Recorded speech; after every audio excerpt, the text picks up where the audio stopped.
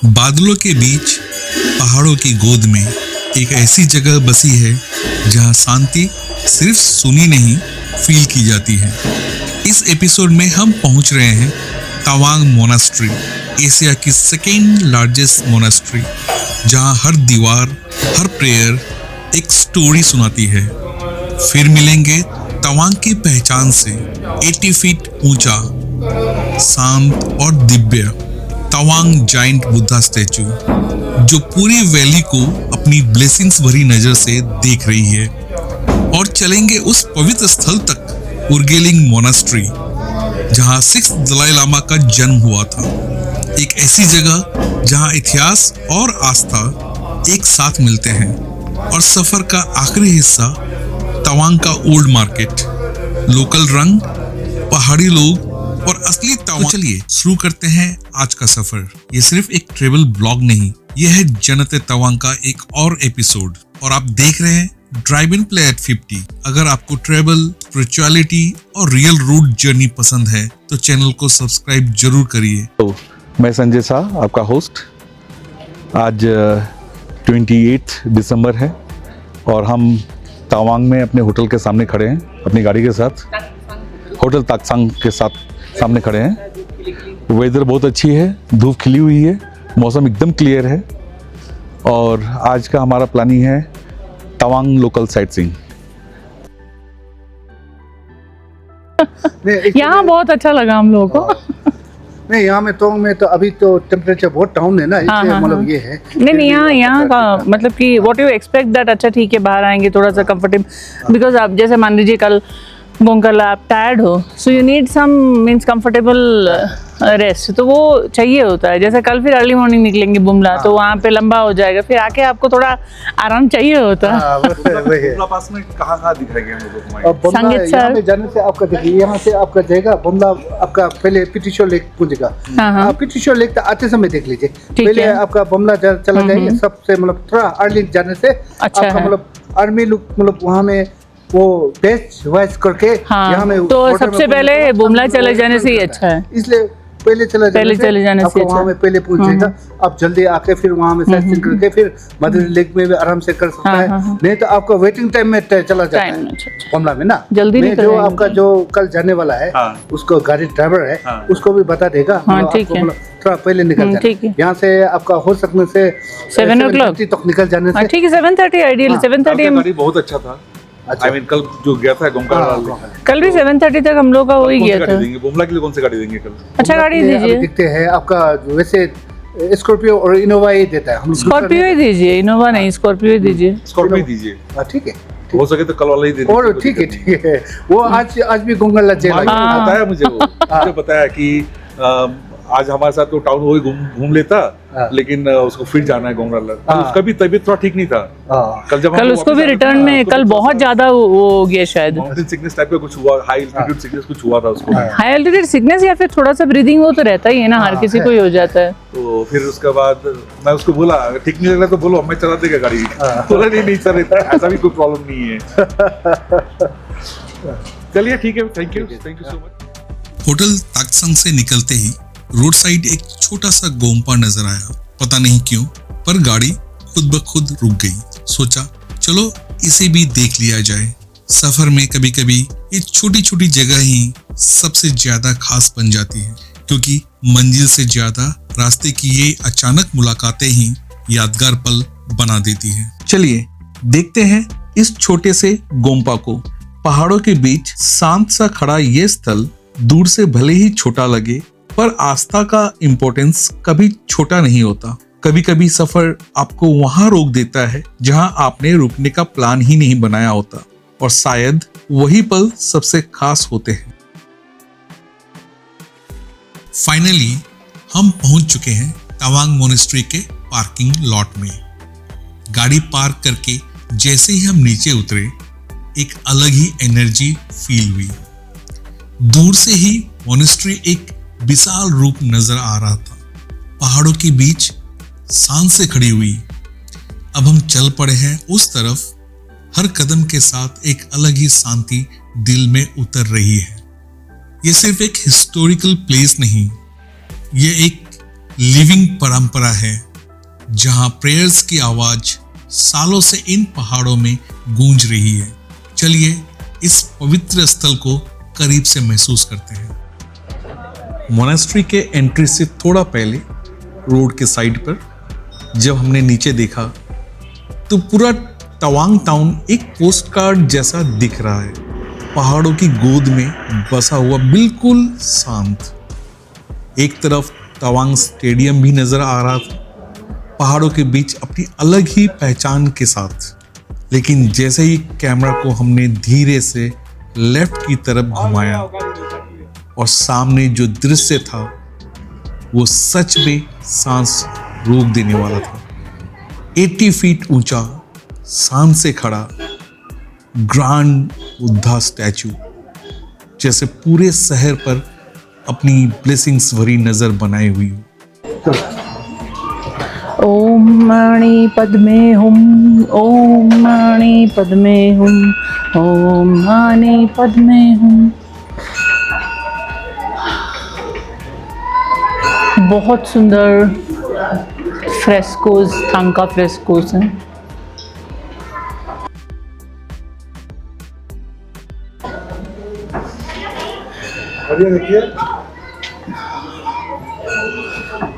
ओम मणि पद्मे हुम, ओम मणि पद्मे हुम। सी one more, हाँ वही।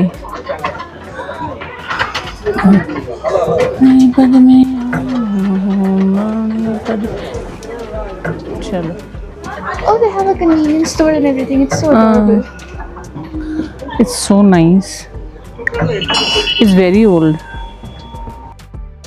ये है तवांग मोनेस्ट्री, जिसको गादेन नामग्याल लात्से मोनेस्ट्री भी कहा जाता है।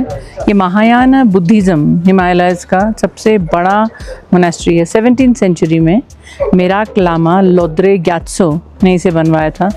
10,000 फीट पर बना हुआ पर है तवांग वैली और उस पर है ये मोनेस्ट्री। यहाँ पे 450 से भी ज़्यादा मॉन्क्स रहते हैं। एटमॉस्फेयर यहाँ का बहुत ही सीरीन है जो आप देख सकते हैं। Largest monastery in India and second largest in the world after पोटाला पैलेस इन लासा। अब हम धीरे धीरे सीढ़ियों से ऊपर की तरफ बढ़ रहे हैं। मोनास्ट्री के इस शांत कॉरिडोर को क्रॉस करते हुए हर तरफ एक अलग ही शांति, वेरी पीस एनवायरनमेंट नजर आ रही है। फिर हम आगे बढ़ते हैं। लेफ्ट साइड पर नजर आता है मेरा Lama community health care centre, जो तवांग मोनेस्ट्री का एक वेरी इंपॉर्टेंट हिस्सा है। और हम इसी चढ़ाई पर आगे बढ़ते जा रहे हैं मोनास्ट्री के और करीब। फिलहाल हम बस ऊपर की तरफ बढ़ते ही जा रहे हैं। पहाड़ों में अगर आप आते हैं तो थोड़ी चढ़ाई तो करनी ही पड़ती है। यहाँ हर मंजिल तक पहुँचने का रास्ता सीधा नहीं होता। जैसे लोग कहते हैं, difficult roads often lead to beautiful destination. और यहाँ लगभग 10,000 फीट की ऊंचाई पर चलना भी एक छोटी सी चैलेंज बन जाता है। ऑक्सीजन भी थोड़ी कम होती है, इसलिए थोड़ा फिजिकली फिट होना भी जरूरी है। लेकिन यकीन मानिए, जब मंजिल सामने आती है तो सारी थकान अपने आप गायब हो जाती है। काफी देर की चढ़ाई के बाद अब हम मोनास्ट्री के कोर्टयार्ड में खड़े हैं। सबसे पहले जो चीज नोटिस होती है वो है यहाँ के colours. Red, yellow and white रंगों से सजा हुआ ये पूरा कॉम्प्लेक्स तिब्बतन आर्किटेक्चर की एक खूबसूरत झलक देता है। बीच में खुला सा कोर्टयार्ड और चारों तरफ मोनास्ट्री की इमारतें, जैसे हर कोना अपनी एक कहानी सुना रहा हो। यहाँ खड़े होकर सच में महसूस होता है कि हम तवांग के सबसे खास जगह पर पहुंच चुके हैं। धीरे धीरे हम प्रेयर हॉल के अंदर प्रवेश कर रहे हैं। यहाँ का माहौल बिल्कुल अलग है। बाहर की दुनिया की आवाज जैसे यहीं आकर रुक सी जाती हो। और फिर जैसे ही नजर ऊपर उठती है, सामने प्रकट होती है भगवान गौतम बुद्ध की एक भव्य और पवित्र मूर्ति। शांत, दिव्य और अद्भुत। उस पल बस एक ही एहसास होता है, मन अपने आप ही श्रद्धा से भर जाता है। गौतम बुद्ध की ये विशालकाय मूर्ति जो शांति, ब्लेसिंग्स और नॉलेज का प्रतीक मानी जाती है, इसकी शांत मुस्कान और ध्यान मुद्रा जैसे हर आने वाले को एक ही संदेश देती है, अंदर की शांति ही सबसे बड़ा धन है। ये भव्य प्रेयर हॉल तवांग मोनेस्ट्री का सबसे पवित्र हिस्सा है, जिसे दुखांग भी कहा जाता है। चारों तरफ दीवारों पर सुंदर मुराल्स और ट्रेडिशनल तिब्बतन पेंटिंग्स बनी हुई है, जिनमें बुद्ध की जीवन और बौद्ध परंपरा की कहानियां दर्शाई गई है। यहीं पर मॉन्क्स रोजाना प्रार्थना और ध्यान करते हैं और यह स्थल सदियों से आध्यात्मिक शांति का केंद्र बना हुआ है। प्रेयर हॉल का एक और फ्लोर भी है, जहां ऊपर जाकर आप इस पवित्र स्थल को एक अलग ही नजरिए से देख सकते हैं। यहाँ से न सिर्फ पूरा प्रेयर हॉल और भी भव्य लगता है, बल्कि भगवान गौतम बुद्धा की मूर्ति को भी आप और करीब से महसूस कर सकते हैं। ऊपर से देखते हुए इसका शांत और आध्यात्मिक माहौल और भी गहरा हो जाता है, जैसे हर कोना ध्यान और शांति की कहानी सुना रहा हो। यहाँ पर विजिटर्स के लिए फ्री टी सर्विस भी दी जाती है। एक छोटा सा जेस्चर, लेकिन इतनी ऊंचाई और ठंडी जगह पर यह सच में बहुत जरूरी और दिल को छू लेने वाली सेवा लगती है। प्रेयर हॉल से बाहर निकलने के बाद और एक गर्म चाय का कप एंजॉय करने के बाद हम आ गए हैं मोनेस्ट्री के म्यूजियम की तरफ। यहाँ एंट्री फीस सिर्फ 20 रुपए है, लेकिन एक इम्पोर्टेंट बात, अंदर फोटोग्राफी और वीडियोग्राफी अलाउ नहीं है, तो इन्हें आप बाहर छोड़ सकते हैं। इस म्यूजियम के अंदर तवांग मोनेस्ट्री की इतिहास और बौद्ध परंपरा से जुड़ी बहुत ही कीमती चीजें संरक्षित हैं। यहाँ आपको पुराने थांका पेंटिंग्स, ट्रेडिशनल बुद्धिस्ट स्क्रिप्चर्स, प्राचीन स्टैचूज, मास्क और रिचुअल ऑब्जेक्ट्स देखने को मिलते हैं, जो इस मोनेस्ट्री की समृद्ध सांस्कृतिक विरासत को दर्शाते हैं। ये जगह सिर्फ देखने के लिए नहीं, बल्कि तवांग की स्पिरिचुअल और हिस्टोरिकल कहानी को समझने का एक जरिया भी है। कोर्टयार्ड में ये खूबसूरत सा पहाड़ी कुत्ता भी आराम से बैठा हुआ था, जैसे ये भी तवांग मोनेस्ट्री के शांत माहौल का हिस्सा बन गया हो। म्यूजियम देखने के बाद इसी कैंपस में एक ब्यूटीफुल सा सोवेनियर शॉप भी है। यहाँ आपको गौतम बुद्धा के डिफरेंट स्टैचूज, गिफ्ट आइटम्स और मेमेंटोज मिलते हैं। साथ ही locally made incense sticks, traditional cups and bowls, local कपड़े और फ्लास्क भी यहाँ अवेलेबल है। वैरायटी काफी अच्छी है और सबसे अच्छी बात, प्राइस भी काफी रिजनेबल है। अगर आप यहाँ आए तो अपने साथ एक छोटी सी याद जरूर ले जा सकते हैं। यहाँ एक और खूबसूरत मोमेंट देखने को मिल रहा है। कुछ यंग लामाज अपने दोस्तों के साथ एंजॉय करते हुए नजर आ रहे हैं। इनकी मुस्कान और मस्ती देखकर लगता है मोनेस्ट्री की जिंदगी सिर्फ प्रार्थना और डिसिप्लिन ही नहीं, बल्कि दोस्ती और खुशी से भी भरी हुई है। मोनेस्ट्री के एंट्रेंस पर एक छोटा सा तवांग मोनेस्ट्री संघ रिलेटेड कैफे भी नजर आता है। छोटा सा है, लेकिन काफी नीट, क्लीन और वेल मेंटेन। यहाँ थोड़ी देर बैठकर गर्मा गर्म कॉफी या मोमोज का लुत्फ उठाया जा सकता है और साथ ही मोनेस्ट्री की इस शांत माहौल को भी फील किया जा सकता है। अभी हम लोग तवांग मोनेस्ट्री से निकल के, तवांग मोनेस्ट्री में बहुत अच्छा लगा। आई थिंक जिसको मोनेस्ट्री और ये सब का म्यूजियम देखना अच्छा लगता है, आर्ट एंड कल्चर में जिसका इंटरेस्ट है, ये देखिए आप, मोनपा ट्राइब का ट्रेडिशनल अटायर में वो लेडी थी, वो वहीं पे अपना चैंटिंग करके आ रही है। मोनेस्ट्री में हमें काफ़ी टाइम लगा, हमें अच्छा ही लगा और अब हम जा रहे हैं अभी जायंट बुद्धा स्टैचू की तरफ। ये सामने जो है आपको पूरा तवांग सिटी का व्यू ही दिख रहा है। Sanjay Shah is on wheel. हाँ, Sanjay Shah is on wheel again. फिर से चला रहा हूँ, तवांग में चला रहा हूँ भाई, और प्लेन का ड्राइवर हूँ, बट आई एम कंफर्टेबल। वो जो गाड़ी घूमी वहीं जाना है। ओके। तो आप देख सकते हैं कि किस टाइप से एकदम शार्प टर्न्स है, ये जो अचानक जो बाइक निकली उसी ये बाइक्स निकल रही हैं, दिखता नहीं है, तो शार्प डाउनहिल में टर्न हो जाता है। ये शार्प टर्न है, गो टू नीचे ना, ओके ये नीचे जाएगा। ठीक है, फिर आपको जायंट बुद्धा स्टैचू के यहाँ मिलते हैं। आप सीन देख ही सकते हैं, बहुत ही। हम ये जायंट बुद्धा स्टैचू जा रहे हैं, आप देख सकते हैं जायंट बुद्धा यहीं से दिखाई दे रहे हैं, इतने बड़े हैं कि हमारे होटल से भी दिखते हैं।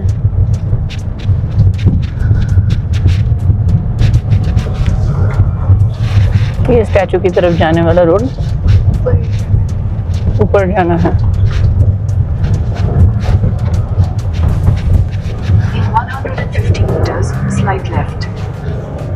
नेक्स्ट शॉट में हम पहुंच चुके हैं जायंट बुद्धा स्टैचू के पास।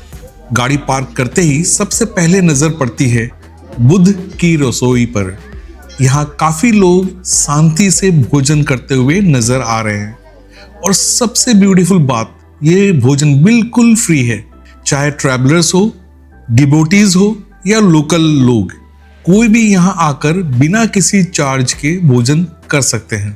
आज के टाइम में जब दुनिया बहुत फास्ट पेस में चल रही है, ऐसी सेवा और जेनरसिटी देखकर दिल को एक अलग ही सुकून मिलता है। ये सिर्फ खाना नहीं है, यह है सेवा, दया और ह्यूमैनिटी का एक ब्यूटीफुल एग्जाम्पल। बुद्ध की रसोई देखने के बाद हम धीरे धीरे आगे बढ़ते हैं जायंट बुद्धा स्टैचू के साइड से उसके सामने की तरफ। और जैसे कि आप देख रहे हैं, गोल्डन फिनिश में कमाल की कारीगरी की गई है। हर डिटेल इतनी ब्यूटीफुली क्राफ्टेड है कि नज़र कुछ देर के लिए वहीं ठहर सी जाती है। यही है तवांग की iconic landmark, Tawang giant Buddha statue. लगभग 80 फीट ऊंची ये भव्य मूर्ति पूरे तवांग टाउन को ओवरलुक करती है, और यहाँ से सराउंडिंग वैलीज और माउंटेन्स का पैनोरामिक व्यू भी मिलता है।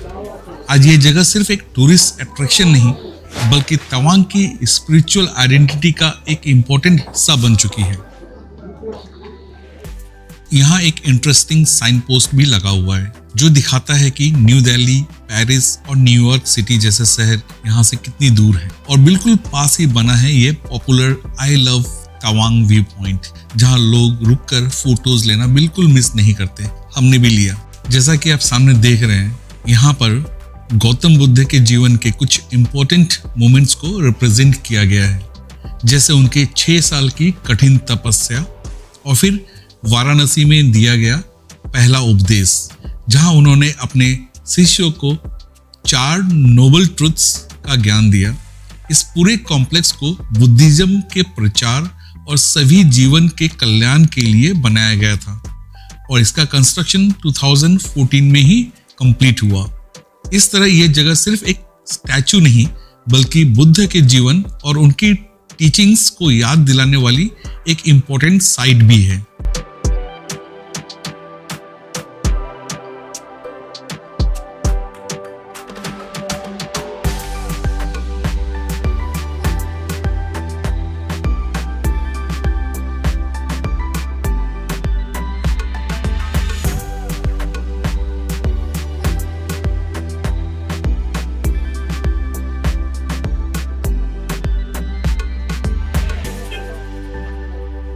जायंट बुद्धा स्टैचू देखने के बाद भूख भी धीरे धीरे महसूस होने लगी, तो हम रुक गए द फैट मॉन्क रेस्टोरेंट पर। एम्बियंस काफी अच्छा था, इस वक्त यहाँ ज्यादा भीड़ भी नहीं थी, और सबसे खूबसूरत बात, यहीं बैठकर सामने खिड़की से ही तवांग मोनास्ट्री का एक लाजवाब नजारा भी देखने को मिल रहा था। ठंडी पहाड़ी हवा और सामने मोनास्ट्री का व्यू, लंच के लिए इससे बेटर जगह शायद ही मिलती। हमारे पास ज्यादा वेटिंग टाइम नहीं था, इसलिए हमने सीधे वेज और नॉन वेज थाली ही ट्राई कर ली, और सच कहूं खाना बहुत ही डिलीशियस था। सिंपल सा पहाड़ी मील, लेकिन टेस्ट में बिल्कुल कमाल।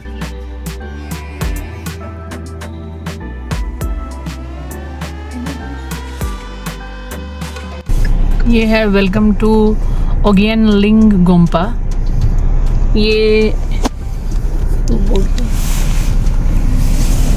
ये birth place of the 6th Dalai Lama है, गालवा सांग्यांग ग्यात्सो। ये बहुत ही सेक्रेड साइट है। तो ये हम अभी उर्गेनलिंग गोम्पा यानी कि 6th दलाई लामा के बर्थ प्लेस में पहुंच रहे हैं। ये बहुत ही रिमोट साइट है, हर कोई यहाँ नहीं आता, लेकिन आना चाहिए। बहुत ही सेक्रेड साइट है।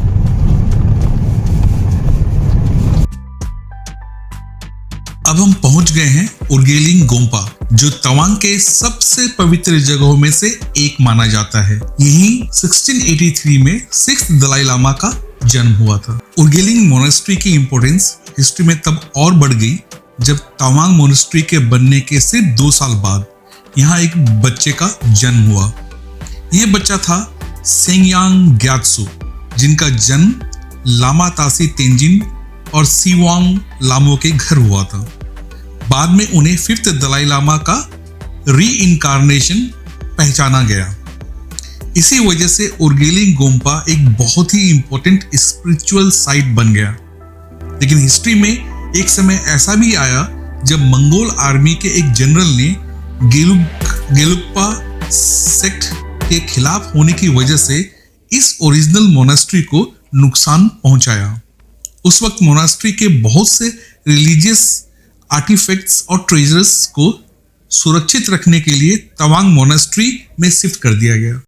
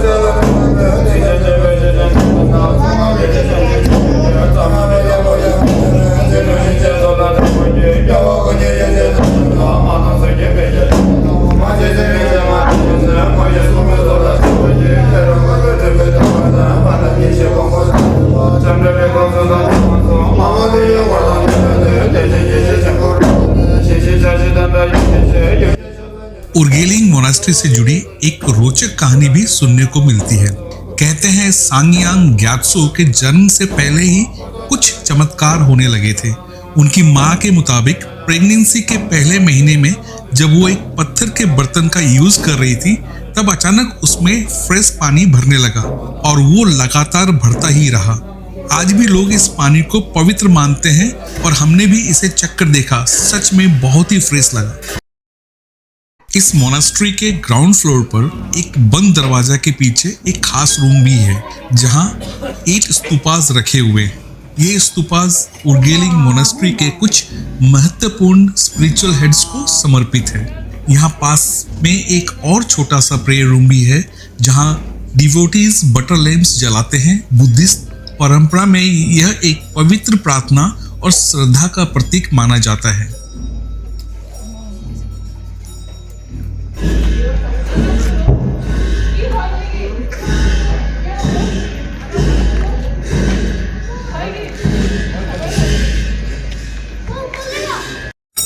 कहते हैं कि जब दलाई लामा सिर्फ 14 साल के उम्र में पोटाला प्लेस के लिए रवाना हुए, तब उन्होंने अपनी वॉकिंग स्टिक मोनास्ट्री के गेट के पास जमीन में लगा दी।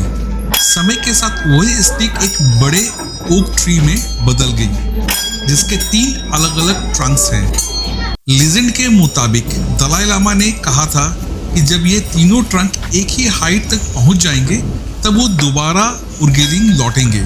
कई लोग मानते हैं कि ये भविष्यवाणी 1959 में सच हुई, जब 14th दलाई लामा तिब्बत से निकलकर तवांग के रास्ते इंडिया आए। आज भी ये पवित्र ट्री और दलाई लामा के फुटप्रिंट्स यहाँ के आध्यात्मिक विरासत को जिंदा रखते हैं। हम अभी उर्गेलिंग गोम्पा से निकल रहे हैं। उर्गेलिंग गोम्पा बहुत ही शांत और बहुत ही अच्छी जगह है। बहुत ही सच में बहुत पवित्र जगह है। मन भी बहुत अच्छा हो जाएगा।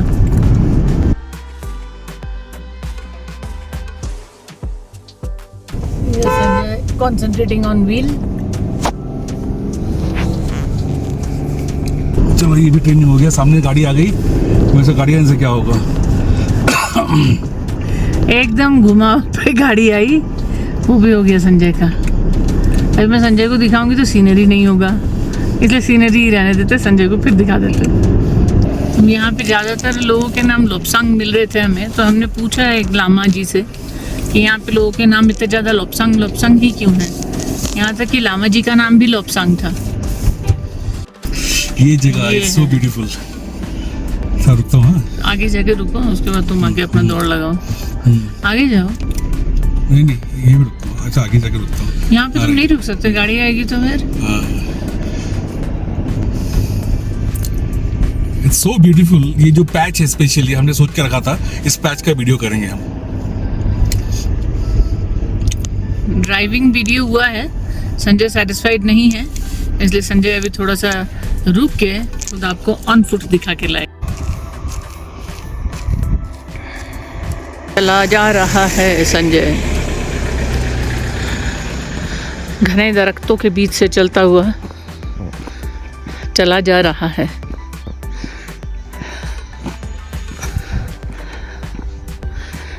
पता नहीं, दिखाई भी नहीं दे रहा, डरता हुआ या नहीं डरता हुआ। ये तो मैं अपने आप से बोले जा रही हूँ। अब गाना गाओ। घने जंगलों से गुजरता हुआ। जा रहा था या आ रहा था? नहीं आ रहा था। अभी तो आई नहीं आ रहा था। अमेजिंग, बहुत ही सुंदर है, बहुत ही सुंदर है। अंदर जा करके देखोगे ना, ऊपर पूरा पेड़ मिल रहे हैं आपस में। देख चुकी हूँ। हाय। हाईवे क्रॉस करके अभी हम लोग बैक टू मार्केट जाना है, सोच रहे हम हैं लोग ओल्ड मार्केट तावांग की तरफ जा रहे हैं।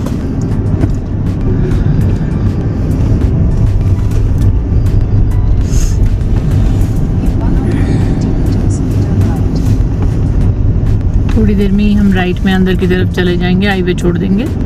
ये रहा। हर नज़ारे सुंदर हैं। सच में हर टर्न के बाद लगता है कि इससे ब्यूटीफुल और कुछ नहीं।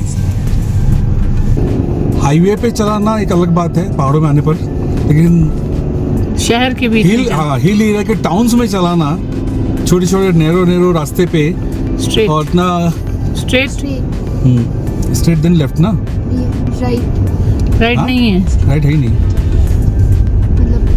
हाँ।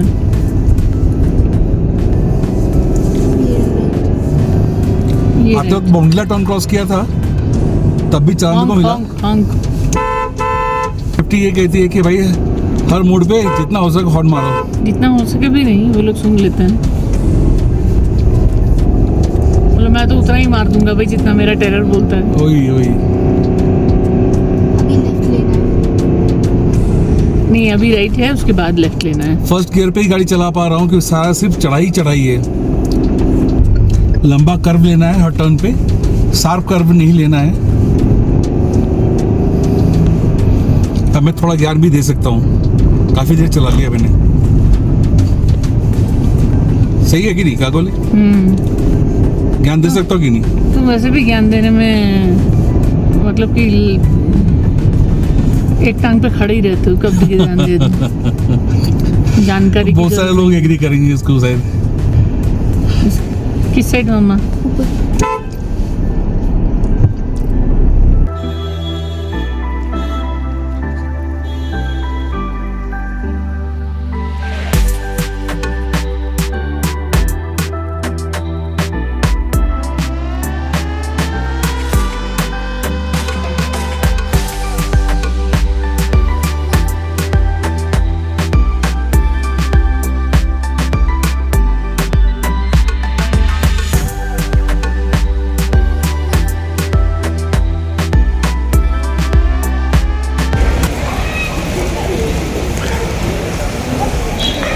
ये ओल्ड मार्केट है, यहाँ से आप गाड़ी अंदर नहीं ले जा सकते, ये वन वे है। हम लेके आए थे, फंस गए, फिर हमें घुमा करके लंबा टर्न लेकर के वापस आना पड़ा और पार्किंग लॉट में हमने गाड़ी पार्क किया।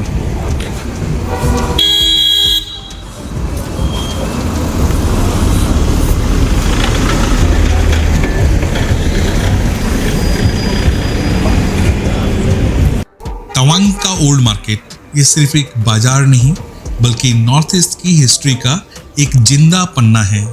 अगर आप इन पुरानी वुडन शॉप्स को ध्यान से देखें तो ये आपको सदियों पुराने उस ट्रेड रूट की याद दिलाती है जो तिब्बत और इंडिया को कनेक्ट करता था। हिस्टोरिकली ये मार्केट एक मेजर बार्टर सिस्टम हब था। सोचिए, कभी यहाँ तिब्बत से नमक, सॉल्ट और ऊल आता था जिसके बदले यहाँ से स्पाइसेस और ग्रेन्स भेजे जाते थे। ये वही सिल्क रोड लीगेसी है जो आज भी यहाँ की मिट्टी में महसूस होती है। लेकिन इस मार्केट की असली पहचान है यहाँ का मोनपा हेरिटेज। तवांग मोनेस्ट्री के सेटलमेंट के साथ साथ ग्रो हुआ ये बाजार आज भी वही पुरानी वाइब्स कैरी करती है। यहाँ आपको मिलेंगे world famous Monpa handmade paper जिन्हें लोकल लैंग्वेज में सुक्सो कहते हैं और ब्यूटीफुल थांका पेंटिंग्स। 1962 की वॉर के बाद तवांग का नक्शा काफी बदला, लेकिन ओल्ड मार्केट ने अपनी सोल को मरने नहीं दिया। जब आप यहाँ का नैरो लेन्स में वॉक करते हैं तो हर वुडन स्टोर फ्रंट एक पुरानी कहानी सुनाता है। It's not just about shopping, it's about experiencing the true soul of Arunachal. Tawang आए और यहाँ की हिस्ट्री को टच नहीं किया तो क्या किया।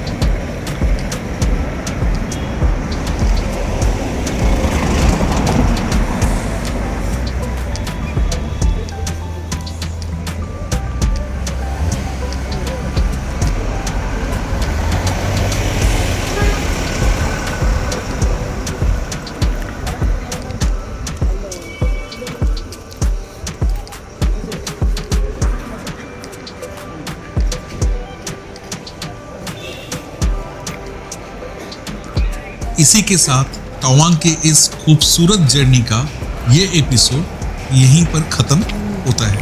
अगर आपको ये सफ़र पसंद आया हो तो वीडियो को लाइक करें और चैनल को सब्सक्राइब जरूर करें।